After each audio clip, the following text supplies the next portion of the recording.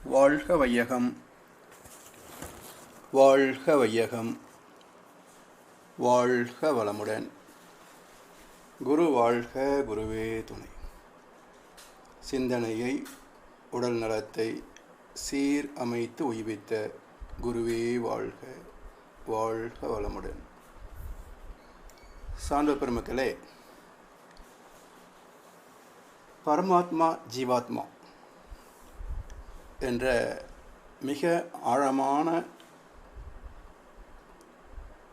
ஆன்மீகத்தில் உள்ளவர்களுக்கே சரியாக பிடிபடாத ஒரு தத்துவத்தை பற்றி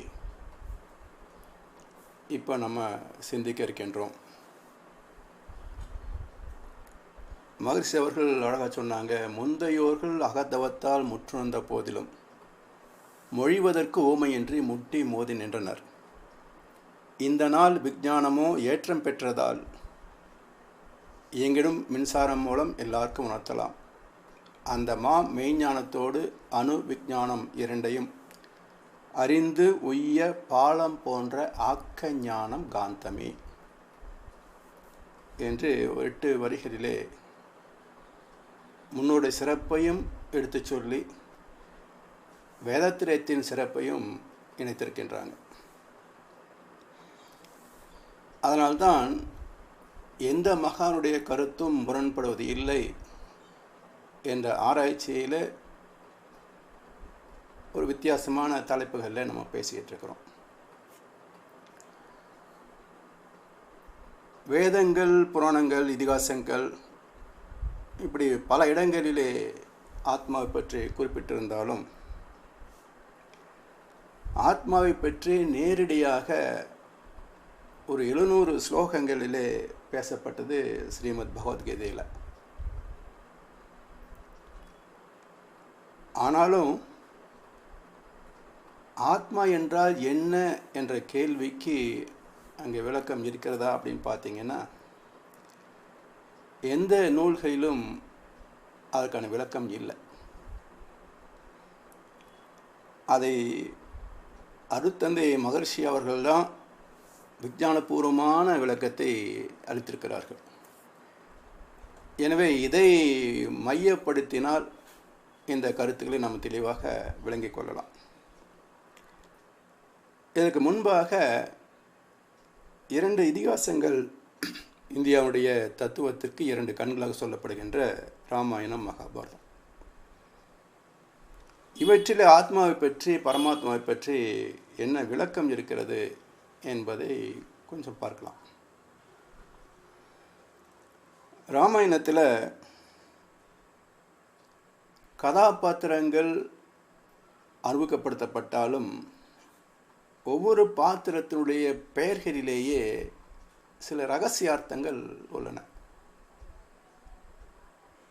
அவற்றையெல்லாம் சம்ஸ்கிருதத்தினுடைய உட்பொருளோடு இணைத்து பார்த்தால்தான் அந்த இதிகாசத்தினுடைய அடிப்படை தாக்கம், மனித குலத்திற்கு என்ன செய்தியை சொல்ல வந்தன என்பதை புரிந்து கொள்ளலாம்.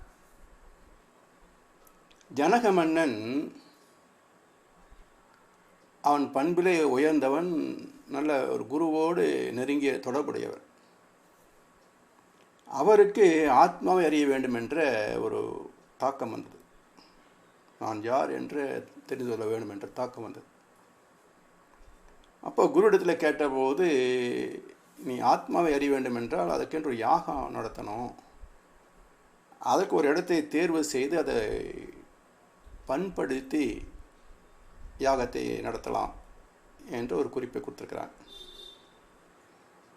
அப்படி ஒரு கலர் நிலத்தை தேர்வு செய்து கலப்பை கொண்டு அதை பண்படுத்திய போது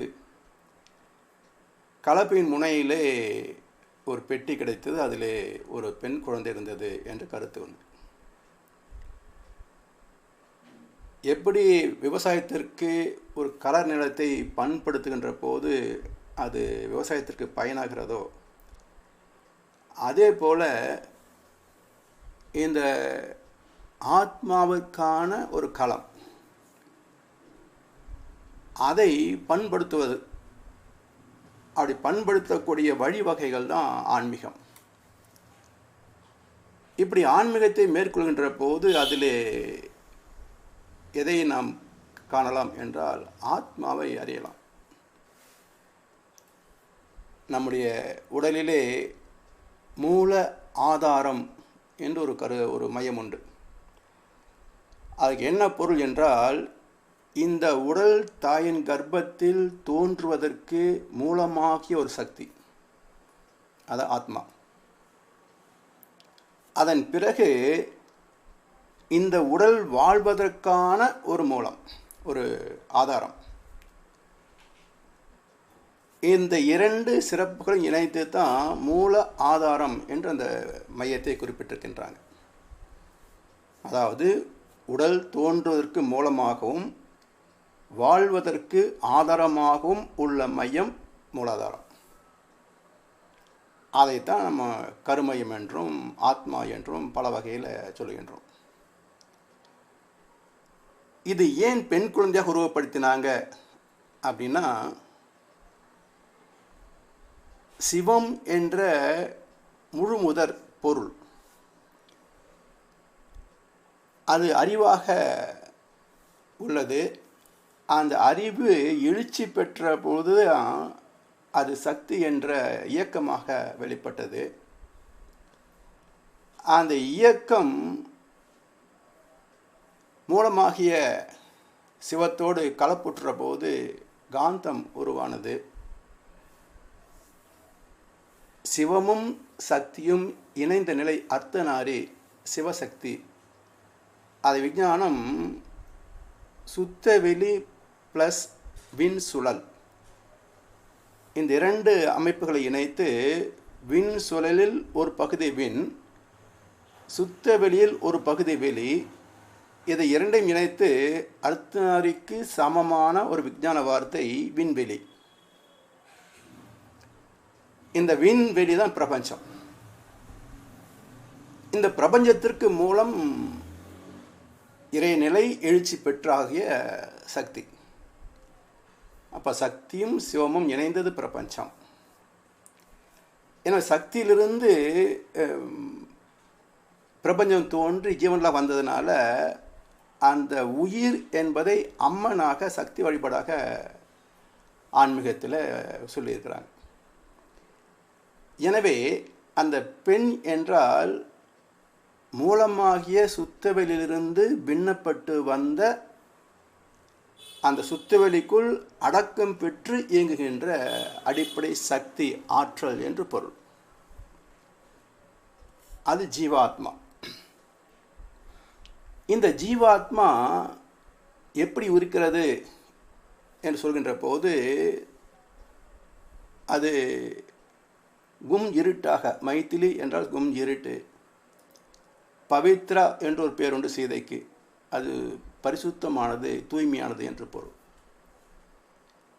அதாவது இந்த ஜீவாத்மா உருவான பொழுது தூய்மையாகத்தான் இருந்தது.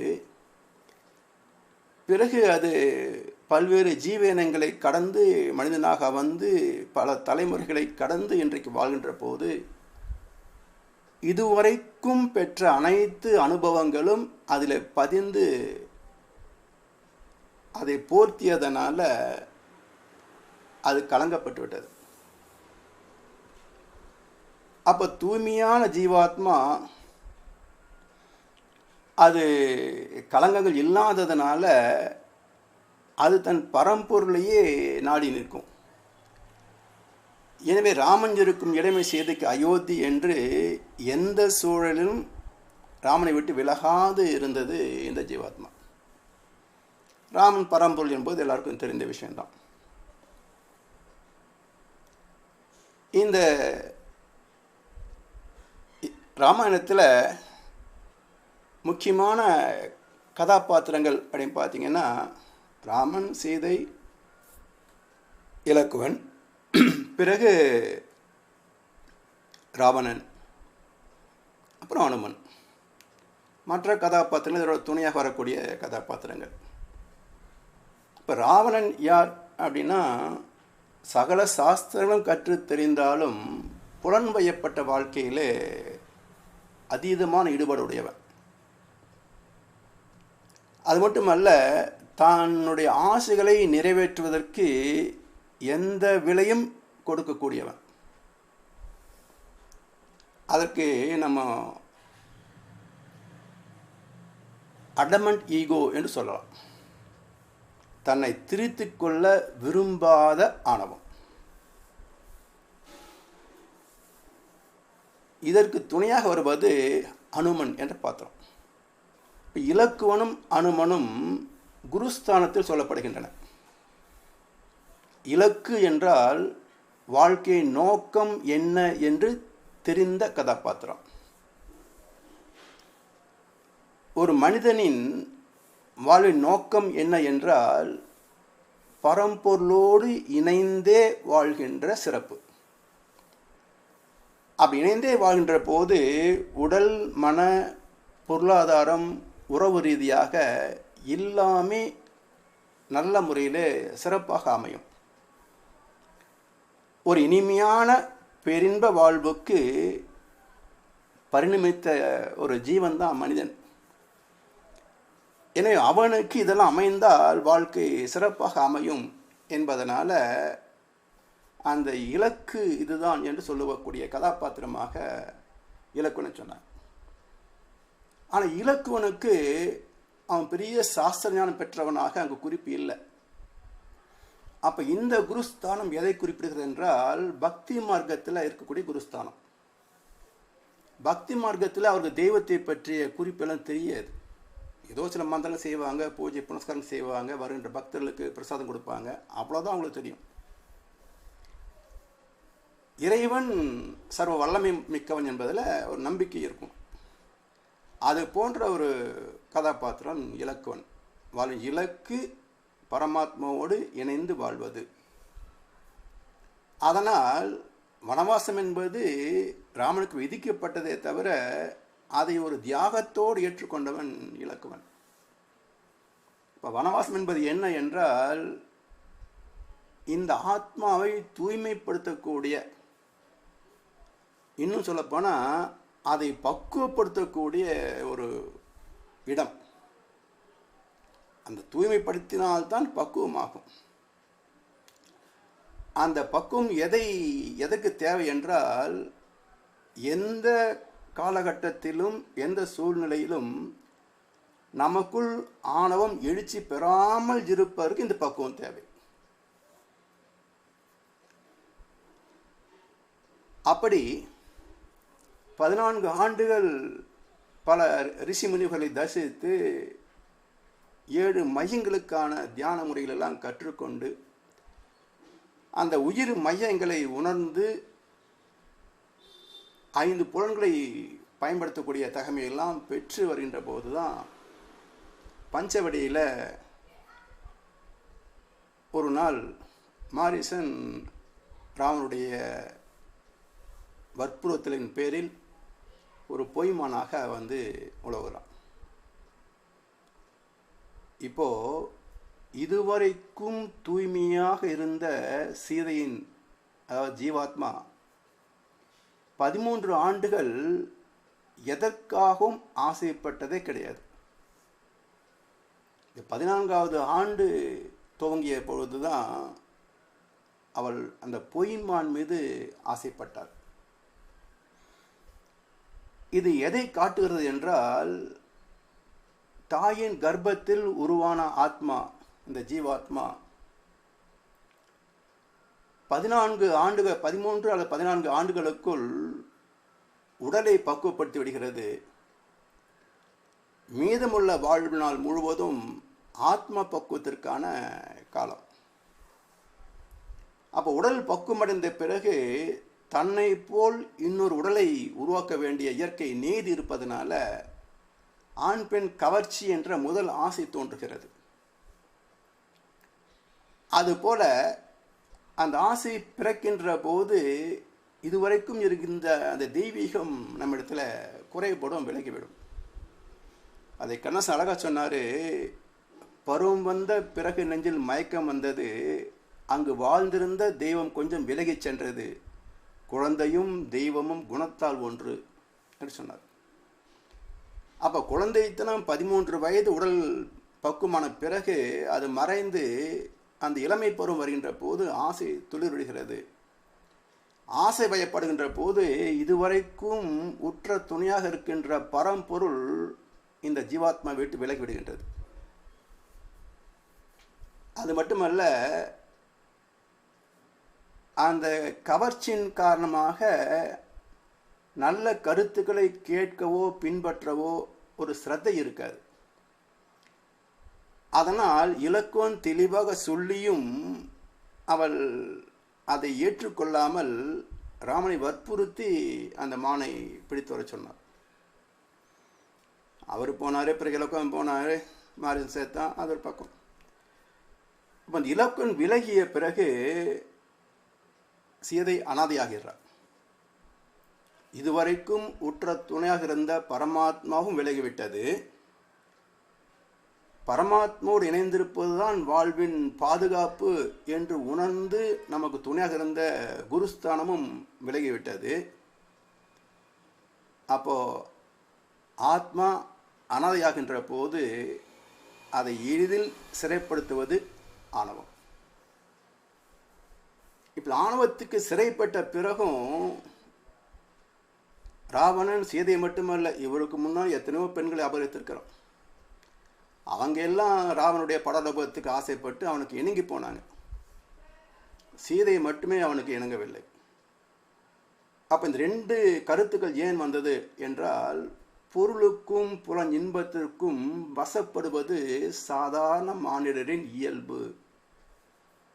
வாய்ப்பு கிடைக்காம தப்பு பண்ணாமல் இருப்பாங்க, வாய்ப்பு கிடைச்சா தப்பு பண்ணிடும். இது சாதாரண மனிதனின் இயல்பு. ஆனால் தர்மத்தை சார்ந்தவர்கள், பரம்பொருளை சார்ந்தவர்கள், அதை மதிப்பவர்கள் அவ்வளவு எளிதில் இதில் சிக்க மாட்டாங்க. அதுலேயும் சீதையோ முழுக்க முழுக்க பரம்பொருளுக்காகவே தன்னை அர்ப்பணித்த ஆத்மா. எனவே ஒரு வருட காலம் அசோகவனத்தை சிறைப்பட்டிருந்தும் அவள் ராவனுடைய எந்த கவர்ச்சிக்கும் உடன்படவில்லை. அது மட்டுமல்ல, அனுமன் இங்கேருந்து போய் சீதை அங்கே இருக்கிறாலாம் பார்த்து வர போகிறாங்க இல்லையா. இலங்கை போகிற தேடி பார்க்குறாரு, கிடைக்கல. கடைசியில் ஒரு நுண்ணிய வடிவம் எடுத்து ஒரு மரத்தின் மேல் அமர்ந்தான். அந்த மரத்தின் அடியிலே சீதை இருப்பதை கண்டான். இப்போ ஜனகனுக்கு ஆத்மாவை அறிய வேண்டும் சொன்ன போது மண்ணை தோண்டி அங்கே ஆத்மாவை பார்க்கணும்னு சொன்னாங்க. அது மூலாதார மையம். இப்போ இந்த அனுமன் யார் என்றால் சாஸ்திர ஞானம் உள்ளவன், சகல சாஸ்திரங்களும் கற்று தெரிந்தவன். அப்போ இவன் ஞான குருவாக ஓமானப்படுத்தப்பட்டிருக்கிறது. அதனால் இந்த ஞான குருவுக்கு ஆத்மாவை தெரியும். அப்போ ஆத்மா எப்படி உணர முடியும் என்றால், உச்சியிலிருந்து கீழே பார்த்தா ஆத்மா தெரியும். ஏன் மர உச்சியிலிருந்து துரியத்திலிருந்து கீழே பார்த்தான், அங்கே ஆத்மா இருப்பதை அவன் கண்டான். அந்த ஆத்மாவை அதன் மூலமாக பரமாத்மாவோடு இணைத்து வைப்பதற்கு துணை செய்தவர் இந்த ஞானகுரு. இதில் இன்னொரு கருத்து என்னன்னா, ராவணன் எந்த பெண்ணையும் விருப்பம் இல்லாமல் வற்புறுத்த முடியாது, கட்டாயப்படுத்த முடியாது. அப்படி செய்தால் அவன் தலையெடுத்து சாவான் என்பது ஒரு சாபமாக சொல்லப்படும். இதன் உட்பொருள் என்னவென்றால், ஆணவம் எங்கே பிறக்கிறது அப்படின்னா ஆத்மாவில் தான் ஆணவம் பிறக்குது. அப்போ அந்த ஆத்மா வேறு ஆணவம் வேறாக நம்ம பிரித்து பார்க்க முடியறது இல்லை சாதாரண நம்முடைய வாழ்க்கையில். அப்போ ஆணவம் ஆத்மாவை பலவந்தப்படுத்தி புலன் நிகழ்ச்சிகளிலே ஈடுபடுகின்ற போது புலன்கள் பாழ்படும் முதல்ல. அதை அடுத்து உடலில் ஜீவாந்த இருப்பு இல்லாத பொழுதும் அதை வற்புறுத்தினால் அங்கே ஆத்மா துன்பம் அடையும். ஆத்மா சாகர நிலைக்கு வந்துட்டு வச்சுக்கங்களேன். இப்போ நம்முடைய வாழ்க்கையிலேயே மரணத்தரவாக இருக்கிற ஒருவனுக்கு உனக்கு ரிசர்வ் பேங்க் கஜனாவை கொடுக்குறேன், இல்லை ஐஸ்வர்யாவை உங்களுக்கு சேர்த்து வைக்கிறேன்னு சொன்னால் அவன் என்ன சொல்லுவான்? அப்போதைக்கு அவன் வேணும், உயிர் வேணும் தான் வேணும்பான். அதுபோல் ஆத்மாவை நெருங்க துணிந்தால் முதலில் அழிவது ஆணவம். அதனால தான் நம்முடைய பிறப்பில், மனித பிறப்பில்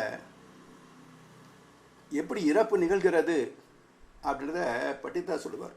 கடன் முறை பேசும் என உரை நாவும் உணர்வு விழுந்து கை கொண்டு மொழிந்து அப்படின்னு ஒவ்வொரு புலனாக விழுந்து விழுந்து விழுந்து கடைசியில் தான் அந்த ஆத்மா இந்த உடலை விட்டு வெளியே வரும்.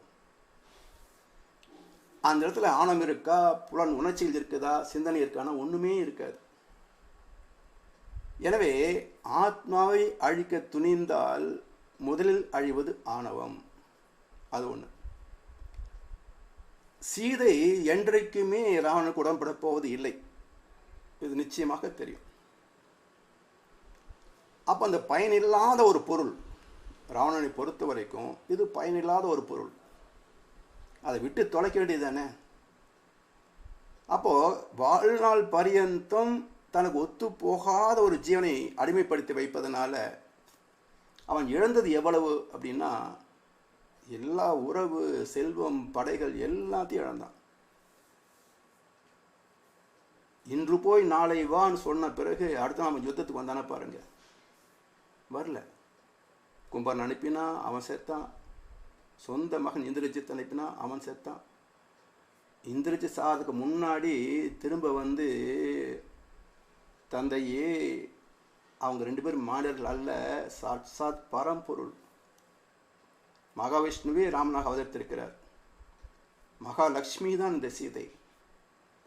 இந்த மகாலட்சுமி தகுந்த மரியாதையோடு திருப்பி ராமனிடத்தில் செலுத்துவது நமக்கு பெருமைக்குரியதுன்னா, பாதுகாப்பானதுன்னு சொல்லலை, பெருமைக்குரியதுன்னா. அப்போது கேட்டானா பாருங்க, கேட்கல, அவன் செத்தான். எல்லாம் இழந்த பிறகு கடைசியில் படைகளை இல்லாத சூழலில் தான் ராவணன் மறுபடியும் யுத்தத்துக்கு வந்து சாகிறான். அப்போது தன்னை திரித்து கொள்ள விரும்பாத ஒரு அடமண்ட் ஈகோ ராவணன். அதை யார் வெல்ல முடியும் என்றால், தெய்வம்தான் அரக்கத்தனத்தை வெல்ல முடியும், ஆணவத்தை வெல்ல முடியும். எனவே மனித வாழ்க்கையில் இந்த ஆத்மாவிலிருந்து பிரசவிக்கின்ற ஆணவத்தை அறிவின் துணை கொண்டுதான் அதை நிர்வகிக்க முடியுமே தவிர, அறிவு கொஞ்சம் அசந்தாலும் ஆணவம் தலையில் உட்காந்துரும். அதை வெல்ல முடியுமா அப்படின்னு பார்த்தீங்கன்னா, ஆணவம் பல குணங்களாக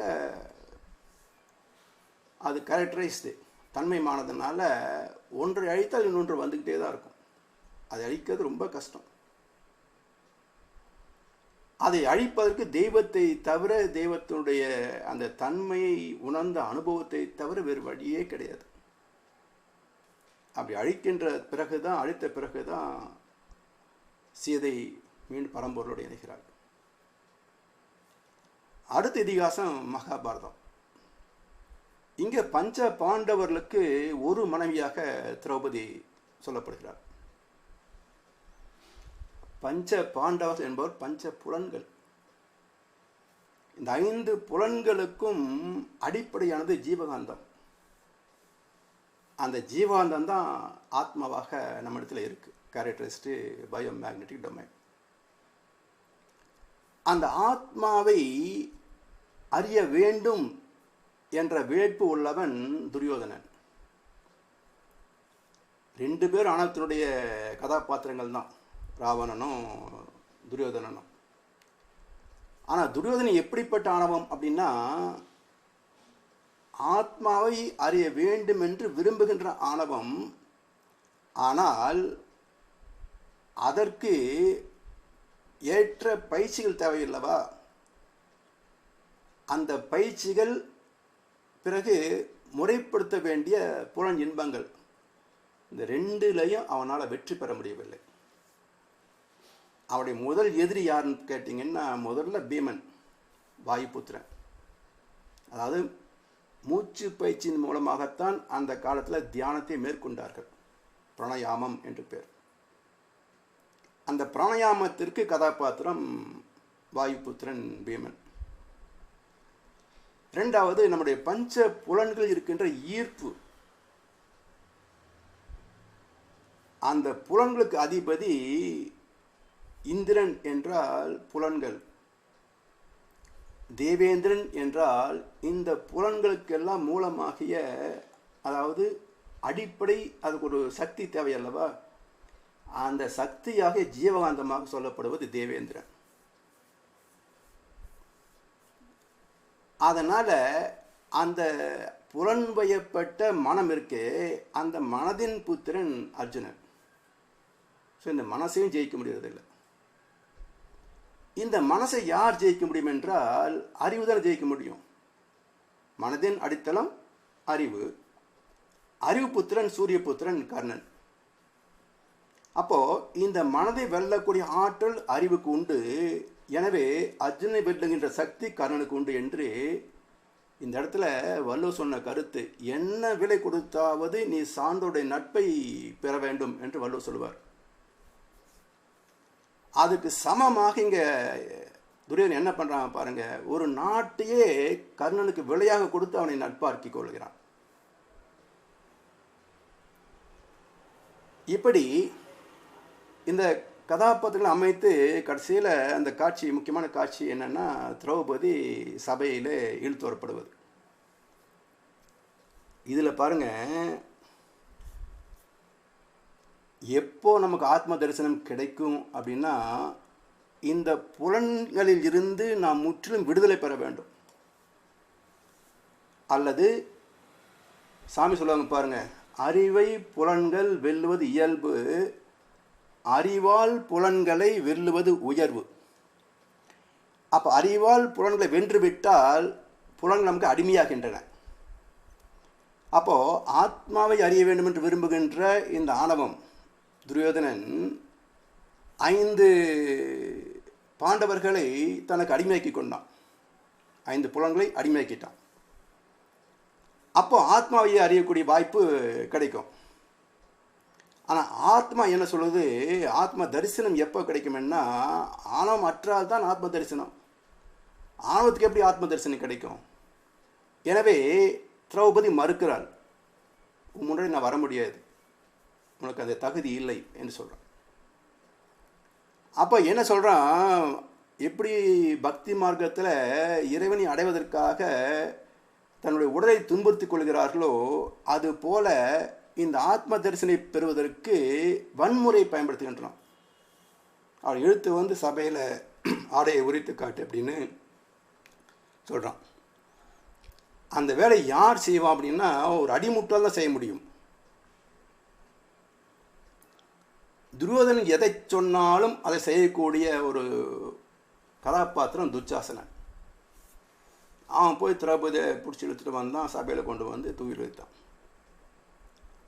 இப்போது திரௌபதியை துகிலுற வேண்டிய அவசியம் என்ன என்ற கேள்வி கேட்கின்ற பொழுது தான் ஆத்மாவுடைய ரகசியம் எவ்வளவு நுட்பமாக வியாச பகவான் உணர்ந்திருக்கிறார் என்பதை புரிஞ்சுக்கலாம். ஒரு முறை திருப்பதி போயிருந்த போது, அங்கே உள்ளே போகிறதுக்கு முன்னாடி வேஷ்டி மட்டும்தான் கட்டணும், பேண்ட்டு கட்டக்கூடாது, சட்டை பனியன்லாம் கழட்டிடணும்னு ஒரு விதி வச்சுருக்கிறாங்க. தென் இந்திய, நம்முடைய தென் பகுதியிலேயும் இந்த கன்னியாகுமரி அந்த பக்கம் போனாலும் அங்கே மேலாடை அனுமதி கிடையாது. கேரளா மாநிலத்திலேயும் பெரும்பாலான கோவில்களிலே ஆண்களுக்கு மேலாடை அனுமதி கிடையாது. ஏன் மேலாடை கூடாது? அதை உருவாக்கிய மகான் என்ன தத்துவத்தை வச்சிருக்கிறார் அப்படின்னா, நம்ம ஆலயத்திற்கு போவது ஆண்டவனை தரிசிக்கத்தானே. அப்போது ஒரு ஆத்மா, ஒரு ஜீவாத்மா தன் மூலமாகிய பரமாத்மாவை தரிசிக்க வேண்டும் என்றால் அதற்கு இந்த ஜீவாத்மாவுக்கு சில தகுதிகள் வேண்டும், ஒரு தூய்மை வேணும். இந்த பக்தனுடைய ஜீவாத்மாவோ பல தலைமுறைகளாக பெற்ற புலன் வந்த பாசங்கள் இப்படியெல்லாம் நிறைய கலங்கங்களால் இந்த ஆத்மா போர்த்தப்பட்டிருக்கிறது, மூடப்பட்டிருக்கிறது. அதெல்லாம் நீக்கினால்தான் நீ பரம்பரை தரிசிக்க முடியும். அப்போ பந்தம், பற்று, பாசம் என்ற ஆடைகளை நீக்கி திறந்த மனதோடு சென்று தெய்வத்தை தரிசிக்க வேண்டும் என்ற ஒரு கோட்பாட்டை உணர்ந்த மகான் உருவாக்கினார். அது விளக்கம் தெரியாத அரைவேக்காடுகள் நீ சட்டை கட்டு பனியன் கட்டுன்றானது. அதுபோல இப்போ ஜீவாத்மமாகிய திரௌபதியை தரிசிக்க வேண்டும் என்றால் ஆடையை நீக்கணும். அந்த ஆடை நீக்குவதற்கு அகத்தை பயிற்சி வேணும் அல்லவா? அது அவ்வளோ லேசில் முடியுதான்னு பார்த்தீங்கன்னா, எப்படி ராமாயணத்தில் ராவனுடைய தலைகளை வெட்ட வெட்ட வளர்ந்து கொண்டிருந்ததோ அதே போல் இந்த ஜீவாத்மாவினுடைய பதிவுகளை நீக்க நீக்க நீக்க நீக்க அது தொடர்ந்து வளர்ந்து கொண்டே இருக்கும். அதுக்கு என்ன பண்ணுறது, நுட்பம் என்ன என்பதை யார் சொல்ல முடியும்? அறிவு புத்திரன் தான் சொல்ல முடியும். அந்த சபையில் கர்ணன் சொன்னான், துச்சாதனா அவளுடைய ஆடையை அவிழ்க்க முடியவில்லை என்றால் அவளை தூக்கி துரியன் தொடையில் வையினா. மிக அற்புதமான கோட்பாடு. இந்த இடத்துல தொடை என்பது என்னென்னா உண்மையான தொடை அல்ல. இடுப்பு பகுதி நம்முடைய பால் உறுப்பு இருக்கின்ற பகுதி, அது ஜீவாத்மா இருக்கின்ற பகுதி. அப்போ என்ன பண்ணணும்?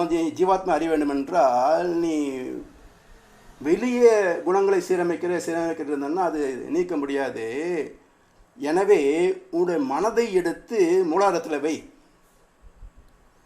அப்போ நீ ஆத்ம தரிசனம் பெறலாம் என்று குறிப்பு கொடுத்தவன் கர்ணன். அது மட்டுமல்ல, இந்த ஆணவத்தை எப்போ அழிக்க முடியும் என்றால் அந்த மூலாதாரத்திலே மனம் லயமானால்தான் அவனை அழிக்க முடியும், ஆணவத்தை அழிக்க முடியும். அதனால்தான் கடைசி யுத்தத்தில் பீமன் துருவனுடைய தொடையில் அடிப்பான், அவன் செத்துருவான். அப்போ இங்கே தொடை என்பதை நீங்கள் மூலாதாரம் வச்சுக்கங்க, அப்போ சரியாக வரும் கான்செப்ட். எனவே இப்படி ஒவ்வொரு இதிகாசத்திலேயும் இந்த ஜீவாத்மாவை அறிய வேண்டிய தேவை மனிதனுக்கு உண்டு. அப்போ தான் ஒழுக்கம் இருக்கும், தர்மம் இருக்கும். அப்படி இல்லைன்னா ஆணவத்தினுடைய வசத்தில் சிக்கி விடுவான். அப்போ தர்மம் விலகி விடும், அதர்மம் மேலோங்கி விடும். அதன் பலனாக பல துன்பங்களை சந்திக்க வேண்டி வரும் என்ற கருத்தை மையப்படுத்தி தான் இதிகாசங்கள் சொல்லப்பட்டன. இதை இன்னும் ஒரு நேரடியாக ஆத்ம ரீதியாகவே விளக்கம் சொல்ல வேண்டும் என்று வருகின்ற போது தான் இதுவரைக்கும் கதாபாத்திரம் மூலமாகவே கதையை நகர்த்தி வந்த வியாச பகவான் பரம்பொருளை பற்றி, ஆத்மாவை பற்றிய விளக்கம் சொல்ல வேண்டிய இடம் வருகின்ற போது அந்த குருச்சேத்திரத்தின் மத்தியில் ஒரு அற்புதமான பகவத்கீதை உருவாக்குகிறார். 700 ஸ்லோகங்களில் ஆத்மா பரமாத்மாவுக்குரிய தொடர்பு அதெல்லாம் பற்றி அதை விளக்கி சொல்கிறார். எனவே இந்த குருச்சேத்திரம் என்பது என்ன அப்படின்னா, நம்முடைய நல்ல பண்புகளுக்கும் தீய குணங்களுக்கும் இடையே உள்ள போராட்டம். பழக்கத்திற்கும் விளக்கத்திற்கும் இடையே நடக்கின்ற யுத்தம் குருச்சேத்திரம். அறிவுக்கும் மனதுக்கும் நடக்கின்ற யுத்தம் குருச்சேத்திரம். தெய்வீகத்திற்கும் அரக்கத்தனத்திற்கும் இடையே நடக்கின்ற யுத்தம் குருச்சேத்திரம். அந்த வார்த்தையை பாருங்க, குருச்சேத்திரம். குரு என்றால் அறிவு, சேத்திரம் என்றால் இயக்க களம். அப்போ நமக்குள் குருச்சேத்திரம் எங்கே இருக்குன்னா நம்முடைய ஜீவாத்மா தான் இந்த குருச்சேத்திரம். அங்கே எல்லாம் இருக்கும், நல்லதும் இருக்கும், கெட்டதும் இருக்கும். வாழ்க்கை என்பது இந்த போராட்டத்திலேயே தான் ஓடிக்கிட்டே இருக்கும். யார் பரம தரிசனத்தை பெறவில்லையோ அவர்கள் ஜீவாத்மாவினுடைய ஆதிக்கத்திலிருந்து விடுபடவே முடியாது என்பது அனுபவம் காட்டுகின்ற சத்தியம். இப்போ இந்த கருத்துக்கள் எல்லாம் ஆயிரக்கணக்கான ஆண்டுகள் ஆகியும் எந்த உபன்யாசகராவது நமக்கு எடுத்து விளக்கி சொல்லியிருக்கிறாங்களா? இல்லை எந்த டிவி சீரியல்லையாவது ராமாயணம் மகாபாரதம் தொடர்களே இந்த கருத்துக்களை பேசினார்களா என்றால் இல்லை. ஏன்னா ஒரு சின்ன ஒரு உதாரணம், ஷார்ட் ஹேண்டுன்னு ஒன்று இருக்கும், சுருக்கெழுத்து என்று ஒரு வகை உண்டு. அதை கற்றுக்கிட்டவங்க ஸ்டெனோகிராஃபர் அப்படின்னு இருப்பாங்க. இப்போ ஷார்ட்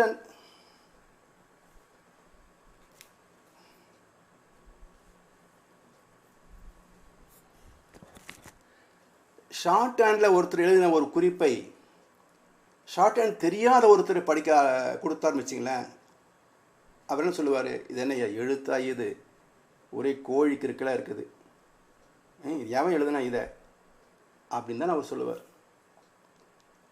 அதே செய்தியை ஷார்ட் ஹேண்ட் தெரிந்து இன்னொரு இடத்துல நீங்கள் காட்டினீங்கன்னா அதோட பொருளை துல்லியமாக தெளிவாக எடுத்து நமக்கு விளக்கி சொல்லுவார். அதுபோல் இந்த இதிகாசங்களை படைத்தவர்கள் உண்மையான மகான்கள், தெய்வத்தை உணர்ந்து பிரபஞ்ச ரகசியங்களை உணர்ந்து வாழ்க்கை நெறிகளை வகுத்து மிக அற்புதமாக இதிகாசங்களை படைத்த சிறப்பு மிக்கவர்கள். அவர்களை மதிவாதிகள் சொல்லலாம், அறிவுபூர்வமானவர்கள்.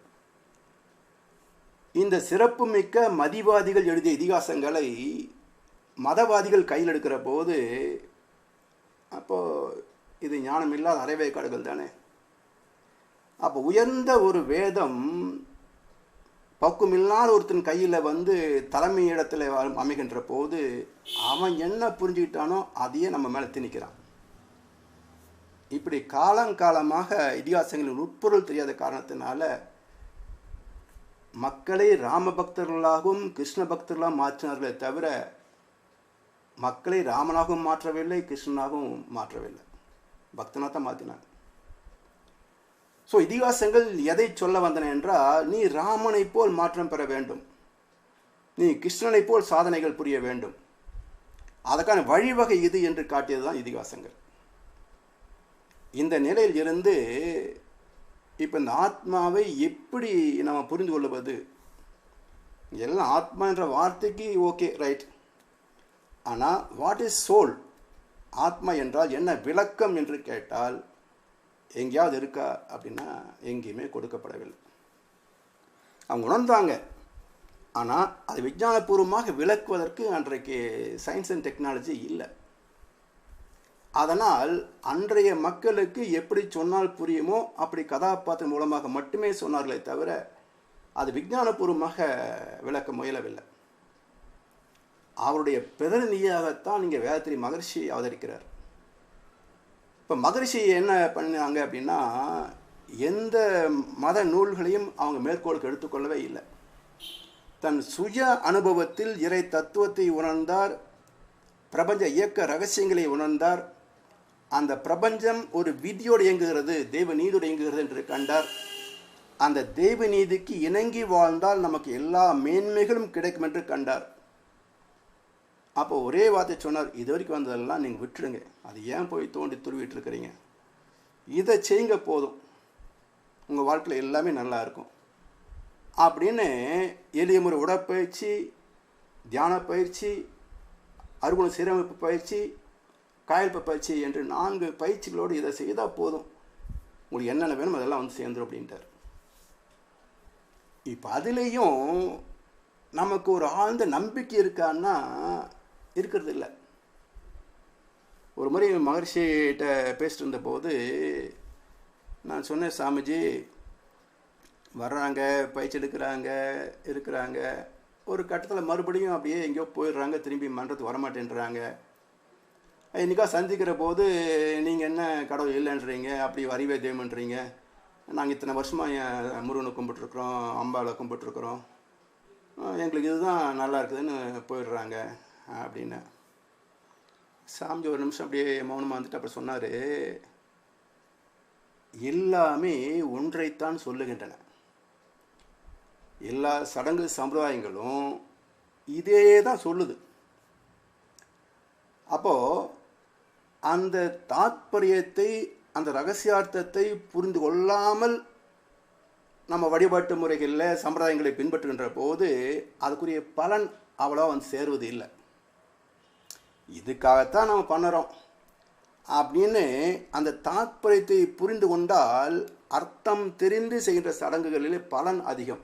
இதே வார்த்தை சாமி சொன்னாங்க, அர்த்தம் தெரிந்து செய்கின்ற சடங்குகளிலே பலன் அதிகம். அப்போ அந்த இடத்துக்கு வருகின்ற போது எல்லா இதிகாச நூல்களும் நமக்கு இதைத்தான் சொல்லுகின்றன என்று சொல்வது ஒரு ஆராய்ச்சி தேவை இருக்கல்லவா. அதனால தான் இந்த ஆராய்ச்சி செய்து பார்க்குற போது மகரிஷி மட்டும் சொல்லலை, எல்லாருமே ஒன்றைத்தான் சொல்லுகிறார்கள். இந்து மதத்தை மட்டும் சார்ந்ததில்லைங்க. யூத மதத்தில், கிறிஸ்தவ மதத்தில், இஸ்லாம் மதத்தில், பௌத்தம், ஜைனம், கிட்டத்தட்ட 4300 மதங்கள் உண்டு உலகத்தில். அந்த 4300 மதங்களும் இதைத்தான் பேசுகின்றன. அதை புரிந்து கொள்ள வேண்டும் என்றால் கொஞ்சம் விஞ்ஞானபூர்வமாக போகணும். இப்போது மகரிஷி நமக்கு என்ன சொல்கிறாங்க அப்படின்னா, தெய்வம் என்பது சுத்த வெளி. அது சுத்த வெளியினுடைய இயல்பு என்ன என்றால் அது அறிவாக இருக்கிறது. அதுக்குள்ளே எல்லாம் அடங்கியிருந்தது தான் எல்லாமே வெளிப்பட்டது. எப்படின்னா, ஒரு விதைக்குள் இருக்கின்ற ஒரு மரம் வெளிப்பட்டு விருட்சமாக மாறுவதை போல எல்லாம் அதுக்குள் இருப்பது தான் அப்படின்றார். அப்போ என்ன நினைக்கிறோம்னா, அப்போ இந்த பிரபஞ்சமே அப்படியே அங்கே இருந்ததா அப்படின்ற ஒரு எண்ணம் வருகின்ற போது அப்படி இல்லை. அந்த விதைக்குள்ளே என்ன இருக்குன்னு பாருங்கள். இப்போ உதாரணமாக நம்ம ஒரு அவரை விதை எடுத்துங்களேன். அது ஒரு பிங்க் கலரில் விதை இருக்குது, ஒரு வெள்ளையாக ஒரு முளை இருக்குது. அதை எடுத்து மண்ணில் போட்டு மூடி தண்ணி ஊற்றுறோம். ஒரு 15 நாளுக்குள்ளே அது வளர்ந்து ஒரு 4 இலைகள் விடுது. அந்த கீழே நம்ம போட்ட விதை 2 பருப்பாக பிரிந்து கீழே இருக்கும், அது உதிர்ந்தும் போகும். இப்போ இதுதான் விதை என்று நம்ம நினைக்கிறோம், பேசுகிறோம். இப்போ அந்த விதை உதிர்ந்து போனது, அதன் பிறகு அது எப்படி விருட்சமாகவா, செடியாகவா, கொடியாகவா மலர்ன்ற எப்படி அதுக்கு தெரியும்? மலர்தில்லை. அது மட்டுமல்ல, இன்னொரு சிந்தனை செய்து பார்க்கலாம். இப்போது அந்த அவரை உடைச்சி பார்த்தீங்கன்னா 2 பக்கத்துலேயும் லேசான குழிவு இருக்கிறத பார்க்கலாம். 2 பருப்புலையும் உட்புறத்தில் ஒரு குழிவு இருக்கிறத பார்க்கலாம், ஒரு கேவிட்டி. அந்த 2ஐயும் மூடினீங்கன்னா இப்போ அந்த பக்கம் ஒரு மூடப்பட்ட உள்ள ஒரு குழிவு இருக்கும், ஒரு கேவிட்டி இருக்குது. இந்த கேவிட்டி ஒரு ஒன்றும் இல்லாத சூன்யமா இல்லை அதற்குள் ஏதாவது இருக்கிறதா என்று ஒரு கேள்வி எழுப்பி பார்த்தீங்கன்னா, விதை என்பதே அதுதான். It is characterised magnetic domain. அந்த அவரை செடியினுடைய எல்லா அனுபவங்களும் தன்னுள் ஈர்த்து சுருக்கி இருப்பாக்கிய ஒரு ஜீவாந்த களம், அதுக்கு பேர் விதை. அதனால் தெய்வத்திற்கு அருமையான பேர் வச்சாங்க. வித்துக்கு அகமாகவும் உள்ளே இருப்பதனால் இறைவனுக்கு வித்தகன் என்று பேர். அப்போ எப்படி அந்த காந்த துகளுக்குள் எல்லாம் இருக்கிறதோ அதுபோல் இங்கே சுத்தவெளிக்குள்ளே இருக்குதா அப்படின்னா இல்லை. ஏன்னா சுத்தவெளியிலிருந்து தான் காந்தமே உருவாகுது பின்னாடி. இதை சைவ சித்தாந்தமும் சொல்லுகிறது. இருக்கின்ற இதிகாசங்களில், சமய நூல்களிலேயே சைவ சித்தாந்தம் தான் இறைவனை பற்றிய மிக அற்புதமான குறிப்புகளை கொடுத்திருக்கிறது.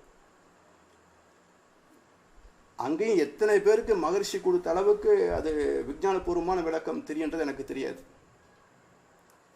ஸோ சிவனிடத்தில் 6 பண்புகள் உண்டு. சத்யோஜதம், வாமதேவம், ஈசானம், அகோரம், தத்புருஷம், திருவதனம். இந்த 6 பண்புகள் இருப்பதனால தான் அது எழுச்சி பெற்று இறை துகளாகிறது. அது இன்னொரு வகுப்பில் ஆழமாக பார்க்கலாம். அந்த இறை துகள் இணைந்து கோடிக்கணக்கில் இணைகின்ற போது எலக்ட்ரான் விண் இயக்கமாக மாறுகிறது. அந்த விண் என்ற முதல் பௌதம் மேற்கொண்டு மூலகங்களாக இணைகின்ற போது காற்று, நெருப்பு, திரவப்பொருள், கெட்டிப்பொருள் என்ற மொத்தம் 5 பௌதிகங்களாக பிரிவுபடுகிறது. இந்த 5 பௌதிகங்கள் சேர்ந்த பல வகையான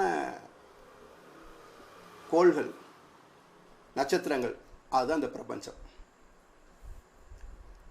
அப்போது இந்த விண்ணில் இருந்து அடுத்த பரிணாமத்தில் பஞ்சபூதங்களுக்கு பிறகு உயிர்கள் என்று வருகின்ற போது விண்தான் உயிர் என்று நாம் பேசுகிறோம். ஆனால் விண்தான் அடிப்படை உயிருக்கு. ஆனால் விண் உயிர் அல்ல. ரெண்டுக்கும் ஒரு பேதம் இருக்கணும். ஏன்னா விண்ணுக்கு சென்சிங் ஃபேக்கல்ட்டி சொல்லக்கூடிய உணரும் திறம் இல்லை.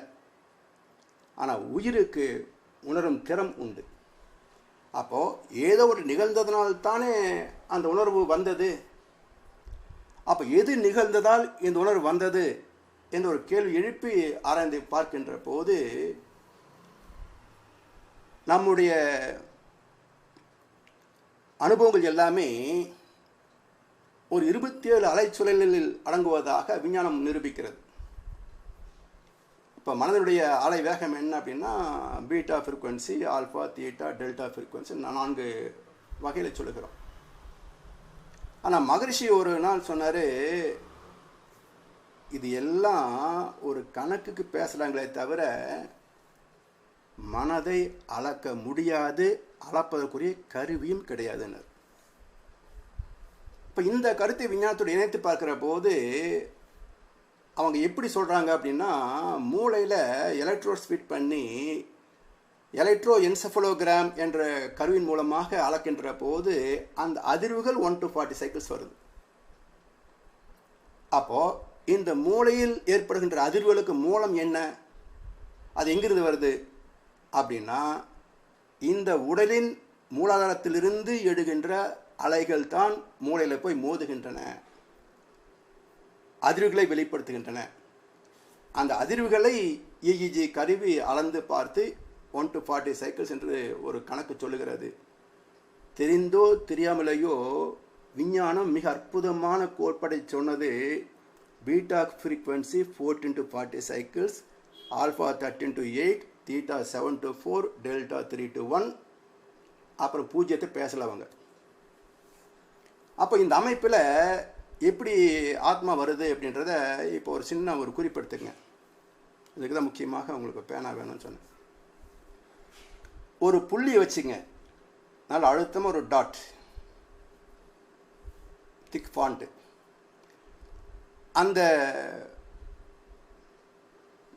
அந்த புள்ளியோடு அந்த புள்ளி ஒட்டி அப்படியே ஒரு வட்டமாக சுழல் ஆரம்பித்து ஒரு ஸ்ப்ரிங் மாதிரி ஒரு 10 சுழல் போட்டுங்க. அந்த கடைசி சுழல் முடிகின்ற இடத்த மறுபடியும் வட்டமாக கொஞ்சம் ஒரு 4-5 சுழல் நெருக்கமாக போட்டு அது தனி ஒரு இதில் வச்சுருங்க. இதில் 3 நிலைகள் வரணும். ஒரு ஏரோ போட்டுங்க, மத்தியில் உள்ள புள்ளிக்கு ஒரு ஏரோ போடுங்க. இது பியூர் ஸ்பேஸ், இது சுத்த வெளியின் பின்னம், இது அறிவு. அந்த பின்னப்பட்ட அறிவில் சுத்த வெளியின் ஆற்றல் இங்கே பின்னப்பட்டிருப்பதனால அந்த அறிவுக்குள் இருக்கின்ற ஆற்றல் எழுச்சி பெறுகின்ற போது அது சுழல் அலையாக இயங்குகிறது. விர்லிங் எனர்ஜி, அது ரிப்பல்சிவ் எனர்ஜி. அந்த இரண்டாவது அந்த சுழல் போட்டிருக்கீங்க இல்லையா, இது உயிர் அலை அல்லது விண் சுழல் அப்படி வச்சுங்க. அதை அடுத்து கோடிக்கணக்கான விண்கள் இணைகின்ற போது அந்த 3வது ஆர்பிட் போட்டிங்க பாரு, காந்த இடம், அது காந்த களம் அப்படின்னு போட்டுங்க. அப்போ இந்த இறை துகளில் 3 பண்புகள். ஒன்று மையத்தில் உள்ள சுத்தவெளியின் பின்னம், அது தூய்மையான அறிவு. அந்த அறிவின் ஆற்றல் எழுச்சி பெற்றதால் உருவான சுழல் அலைகள் 2. இந்த சுழல் அலைகள் விரிந்து போக போக சூழ்ந்திருக்கின்ற வெளி அழுத்துவதனால அந்த வெளியின் அழுத்தத்தோடு இந்த விரிகின்ற சுழல் அலை ஊடுருவி கலந்து அது காந்தமாக மாறி அது 1 to 3 சைக்கிள்ஸில் நிறைவேறுகிறது. அப்போ அந்த 3வது காந்த வலை சொன்ன பாருங்கள், அங்கே 1 to 3 சைக்கிள்ஸ், அது காந்த களம். இதுதான் ஒரு இறைத்துகளின் அமைப்பு.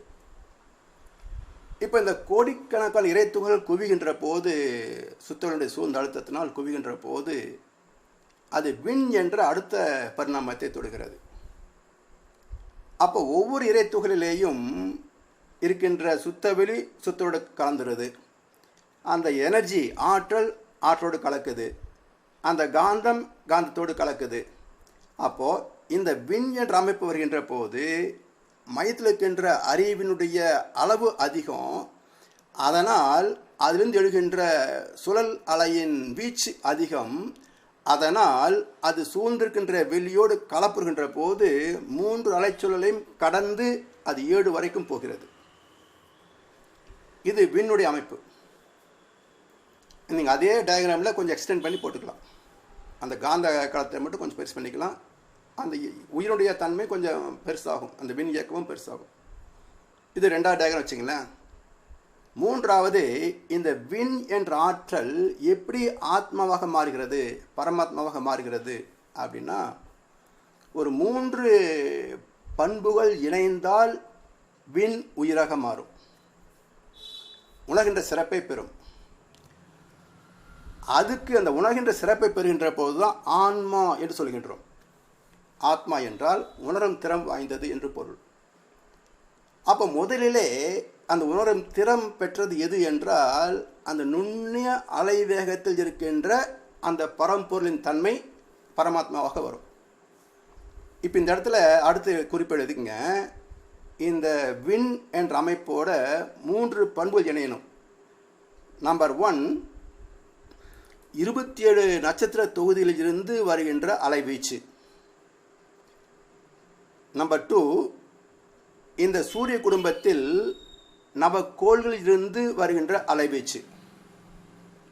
3வது, பஞ்சபூதங்களின் தெய்வீக விகிதாச்சாரம்.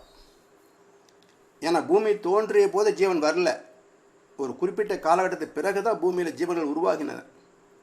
அப்போ எந்த காலகட்டத்தை உருவாக்க வேண்டும் என்றால், இந்த பஞ்சபூதங்களும் அந்த ஒவ்வொரு பௌதிகத்துக்கும் ஒரு ரேஷியோ இருக்குது பாருங்கள். ஒரு 100% எடுத்துட்டிங்கன்னா, தண்ணி முதல்ல நிறையா இருந்தது, பிறகு மண் வந்தபோது கொஞ்சம் மண் அதிகமாக வந்தது, நீருடைய பரப்பு குறைஞ்சிட்டே வந்தது. இதுபோல் பஞ்சபூதங்களின் அந்த ஒட்டுமொத்த இணைப்பும் ஒரு குறிப்பிட்ட விகிதாச்சாரத்தை நெருங்கிய பொழுது அங்கே ஜீவன் தோன்றியன. அப்படி மகர்ஷி அதுக்கு ஹோலிஸ்டிக் ரேஷியோ ஆஃப் பஞ்சபூதா அப்படின்னு சொல்கிறார். பஞ்சபூதங்களின் தெய்வீக விகிதாச்சாரம் இது ரொம்ப முக்கியம். இது இருந்ததுனால்தான் ஜீவாத்மா வந்தது. அப்போது இந்த பரமாத்மா பிரபஞ்சம் முழுவதும் நிறைந்திருக்கிறது சொல்கிறோம் இல்லையா? ஏன் அப்படின்னா, இந்த பிரபஞ்சம் முழுவதும் நட்சத்திர தொகுதிகள் உண்டு. ஒவ்வொரு நட்சத்திரத்துக்கும் அதுக்கு என்று துணைக்கோள்கள் உண்டு. அதனால் இப்போ இணைந்த நிலையிலே இந்த பிரபஞ்சம் முழுவதுமே உணர்கின்ற சிறப்பாக பரமாத்மா உருவானது என்று கருத்து. அப்போது விண் என்ற ஆற்றலோடு இந்த 3 பண்புகள் இணைந்தால் அது ஆத்மா என்ற உணர்கின்ற சிறப்பை பெறுகிறது. அப்போ அது இதே போல் மையத்தில் அணுக்கள் இந்த 3உடைய அலைவீச்சு இணைகின்ற போது மையத்தில் திணிவு அதிகமாகுது, இன்னும் சுழல் வேகம் அதிகமாகுது. அது சூழ்ந்திருக்க சுத்தவெளி ஊடுருகின்ற போது அந்த காந்தக்களம் 1 முதல் 7 என்ற எல்லையை தாண்டி இன்னும் விரிவு பெற்று 13 வரைக்கும் வருகிறது. அப்போ 8 முதல் 13 வரைக்கும் உள்ள அலைவீச்சு தான் பரமாத்மா. இப்போ இந்த பரமாத்மா எப்படி ஜீவாத்மாவாக மாற்றம் பெறுகிறது என்றால், இந்த பரமாத்மாவோடு இன்னும் 2 பண்புகள் சாரணும். 2 குணங்கள் சேர்ந்தால் அது ஜீவாத்மாவாக மேன்மை பெறும். அவை என்ன என்றால், இது விஞ்ஞானம் சொன்ன உண்மை. 1, லேசான வெப்பம் இருக்கணும். 2வது, லேசான சூடும் இருக்கணும்.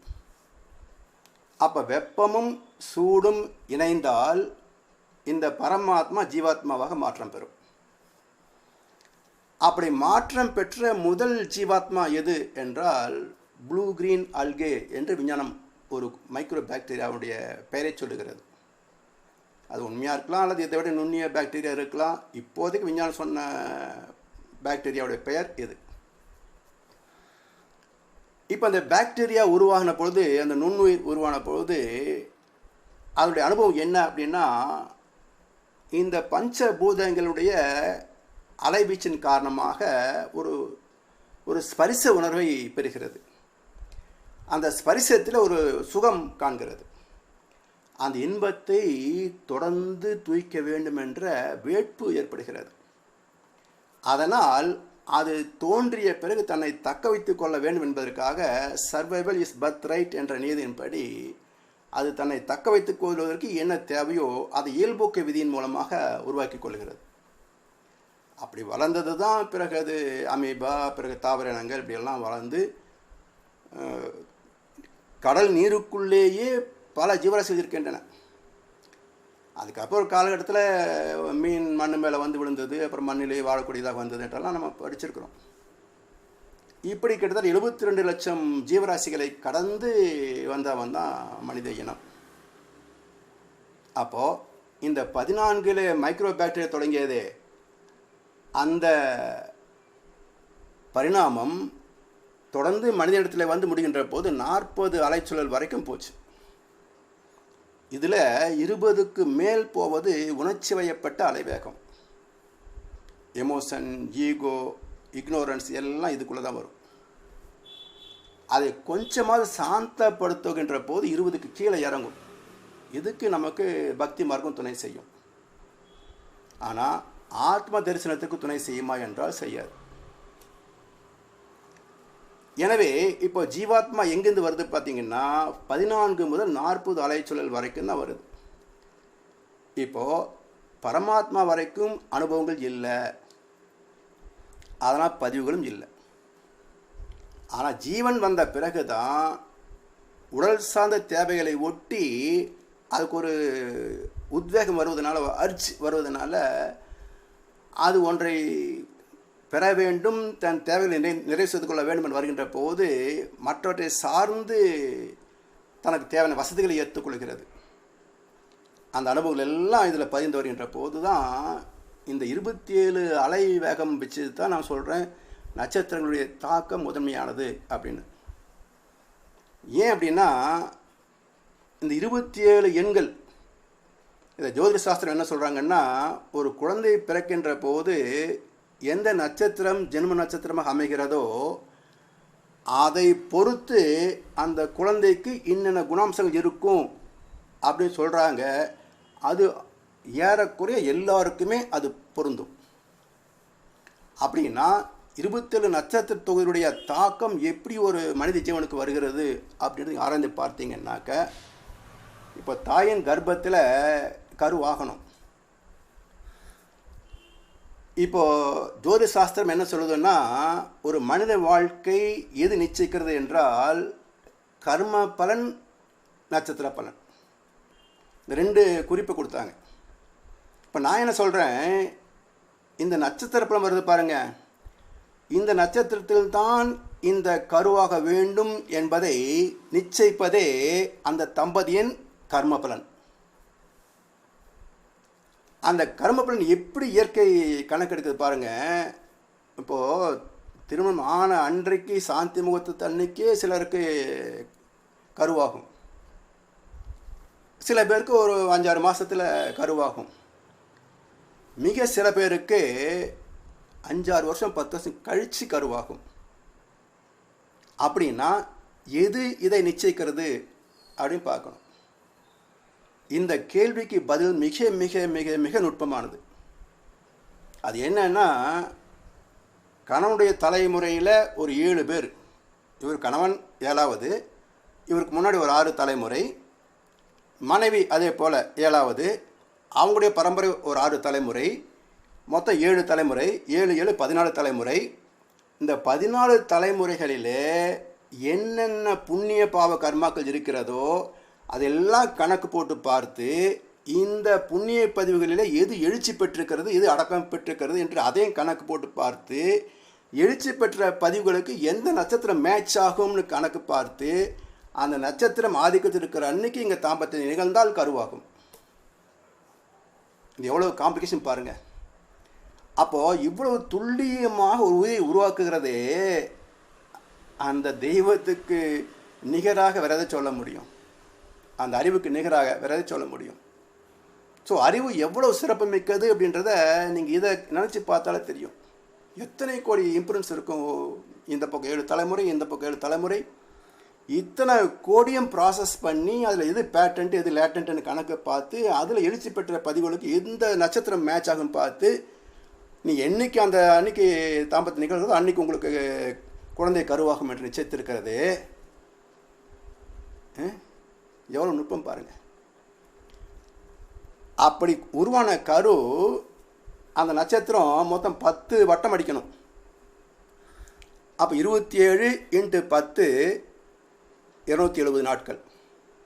அப்போது ஒரு கருவின் கர்ப்ப காலம் 270 நாட்கள், கொஞ்சம் 5-10 நாட்கள் முன்ன பின்ன வரும். அப்படி பிரசவித்த பிறகு ஒரு பெண் குழந்தை எடுத்துக்கங்க. அந்த பெண் குழந்தை பிரசவமாகி 13 வயதுக்கு பிறகு 14வது வயதில் பருவமடைகிறது. அப்படி பருவம் அடைகின்ற போது அந்த கருப்பை ஒரு முட்டை உருவாக்குது. 27 நாட்களுக்குள்ள அந்த முட்டை பயன்படுத்தப்படவில்லை என்றால் 28வது நாள் அது கழிவாக வெளியேறுகிறது. அப்போ விளக்கு வந்துடுது. அப்போது ஒரு ஆரோக்கியமான கருப்பை 27 நாட்கள் முடிந்து 28ஆம் நாள் விளக்காகிறது. எதுக்கும் நட்சத்திரம் தான் காரணம். பிறகு அந்த குழந்தை 14 வயதிலிருந்து 40 வயது வரைக்கும் 27 குழந்தைகளை பெற்றுக்கொள்ள முடியும். அதுதான் கிருஷ்ண பரமாத்மாவுடைய நண்பர் குசேலனுக்கு 27 குழந்தைகள் என்று ஒரு கதையில் சொல்லியிருக்கிறாங்க. மெடிக்கல் ரெக்கார்டு படி மந்த்லி ரெஸ்ட்டை இல்லாமல் ஒரு பெண் 20 குழந்தைகளை பெற்றிருக்கிறார். அடுத்தது நம்முடைய அனுபவங்கள் அனைத்தும் எத்தனை தலைமுறைகளில் இந்த மனித உடல் அனுபவங்கள் பெற்றதோ அத்தனை அனுபவங்களும் 14லிருந்து 40 வரைக்கும் எடுத்தீங்கன்னா 27 அலையச்சுழல்கள் வரும். அந்த 27 லெவல்ஸ் ஆஃப் வேவ்ஸ் அதுக்குள்ளே பல கோடிக்கணக்கான அனுபவங்கள் பயந்து போகுது. அப்போ இந்த 4 பண்புகளுக்கும் மூலம் யார் என்றால் நட்சத்திரங்கள். அதனால தான் நட்சத்திரத்தின் தாக்கம் இல்லாமல் இங்கே ஜீவன் வந்திருக்க முடியாது. அடுத்தது இந்த உடம்பில் சப்த தாதுக்கள். மகரிஷி நவகிரக தவம் நடத்துகிற போது ஒவ்வொரு தாதுவுக்கும் ஒவ்வொரு கோள் காரணம் சொல்லுவார். அப்போது எலும்புக்கு சூரியன், வித்து சக்திக்கு புதன், தோலுக்கு புதன், வித்து சக்திக்கு சுக்கிரன், பிறகு இரத்த ஓட்டத்துக்கு சந்திரன், அப்புறம் இரத்த ஓட்டத்தில் உள்ள ஆர்எஸ் ஃபேக்டருக்கும் மஜ்ஜைக்கும் செவ்வாய், மூளைக்கு குரு, நரம்பு மண்டலத்துக்கு சனி, அப்புறம் ராகு கேது என்ற 2 அலை வீச்சு. இது ஓஜஸ் என்ற சிந்தனை சக்திக்கு காரணமானது.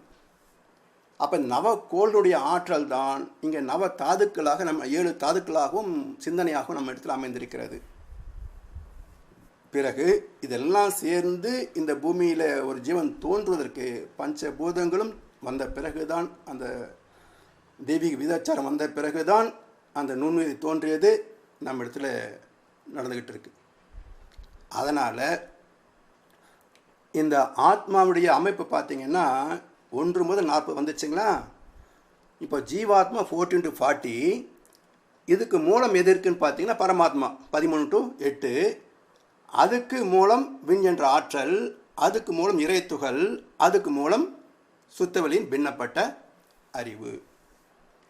இந்த அறிவு எந்த பரிணாம நிகழ்விலும் மாற்றம் பெறுவதே கிடையாது. சுத்தவெளிக்கு என்ன குணாம்சங்கள் உண்டோ அதே குணாம்சம்தான் நமக்குள் மையப்பட்டிருக்கின்ற சுத்தவெளிக்கும் உண்டு.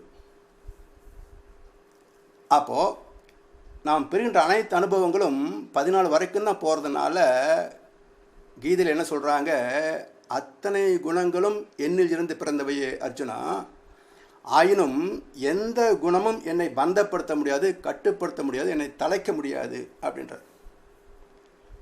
அப்போ ஏன் பந்தப்படுத்த முடியாது என்றால் இந்த அலை வேகம் 14 வரைக்கும் தான் நம்முடைய அனுபவங்களை கொடுக்க முடியும். 13க்கு வந்துருச்சுன்றாலே புலன் கடந்து போகுது. அப்போ புலன் கடந்து போவதனால எந்த புலனும் தன்னுடைய தேவைகளை எடுத்து ஒரு தேவையாக சொல்லாது, டிமாண்ட் பண்ணாது. அதனால் 14க்கு கீழ் இறங்குகின்ற போது ஆக்னையில் நமக்கு புலன் கவர்ச்சி அற்று போய்விடும், புலன்கள் எல்லாம் வேலை செய்யாது. அப்போ என்ன ஆகுது, அந்த 13 அலைச்சொல் என்பது அது பரமாத்மாவாக தூய்மையான காந்த களமாக இருப்பதனால புருவமத்திலே மனதை வைத்து தவம் ஏற்றுகின்ற போது அங்கே அழுத்தம் என்ற உணர்வை மட்டுமே பெறுகின்றோமே தவிர ஒளி ஒளி சுவை மனம் என்ற 4 புலன்கள் வேலை செய்யாது. அப்போ உண்மையிலேயே ஆக்னையிலே ஆல்ஃபா ஃப்ரீக்குவன்சி வந்திருந்தோம் அப்படின்னாக்க அந்த ஜீவாந்தத்தின் அழுத்தம் என்ற தன்மாற்றத்தை தவிர வேறு எதுவுமே நமக்கு தெரியக்கூடாது. தெரிஞ்சால் நம்ம 13க்கு வரலன்னு அர்த்தம். அடுத்து இது ஒவ்வொரு மையமாக தாண்டி வருது பாருங்கள். அந்த 13 அலைச்சல் வருகின்ற போது நம்முடைய மூலாதாரத்தில் ஆத்ம தரிசனத்தை பெறுகிறோம். அதுக்கு மேலே 12, 11 அப்படியே கடந்து வந்தீங்கன்னா 8 அலைச்சொல்கள் துருவத்துக்கு வரும். அப்போ என்ன ஆகுது, இந்த 13க்கு ஆத்ம தரிசனம் பெறுகிறோம். அது ஒவ்வொரு மையங்களை கடந்து இங்கே புருமத்துக்கு வந்து உச்சிக்கு வருகின்ற போது அங்கே காந்தத்துக்கு உட்பொருளாகிய உயிரை அறிகின்றோம்.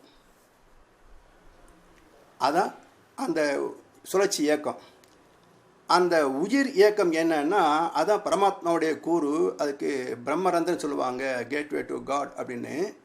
அப்போது இந்த உணர்வு பெறுகின்ற போது இதே பரம்பொருள் தான் என்னுடைய உச்சியில் மட்டும் அல்ல, இந்த பிரபஞ்சம் முழுவதும் நிறைந்திருக்கிறது என்று உணர்கின்ற போது அது பரமாத்மா தரிசனமாக விரிவு பெறுகிறது. அதுக்கடுத்து இந்த பரமாத்மாவுக்கு மூலம் என்ன என்றால் சுத்த வெளி தெய்வம், அது தெய்வ தரிசனம்.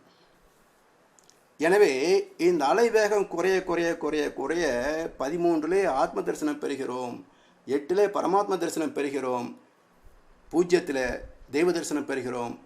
இந்த 3 தரிசனத்திற்கும் நமக்கு அடிப்படை அவசியம் குரு தரிசனம். அந்த குருவின் மூலமாகத்தான் இந்த தத்துவத்தை நாம் தெளிவாக விளங்கிக் கொள்ள முடியும். அவர் கொடுக்கின்ற பயிற்சிகளை முறையாக செய்தால்தான் இந்த பக்குவத்தை பெற முடியும். அதனால்தான் மகரிஷி அவர்கள் மிக அற்புதமாக நமக்கு உடற்பயிற்சி, காயல்பு பயிற்சி, தியான பயிற்சி, அறுகுண சிரம்பு பயிற்சி, அகத்தாய்வுகள் என்று கொடுத்து நம்ம கூடவே இருந்து வழிநடத்துகிறார். அந்த குருடைய ஆசீர்வாதம் அனுகிரகம் இல்லைன்னா நம்ம பயிற்சிகளையும் தொடர்ந்து செய்ய முடியாது, தத்துவத்தையும் தெளிவாக விளங்கிக் கொள்ள முடியாது, வாழ்க்கையில் மேன்மை பெறவும் முடியாது.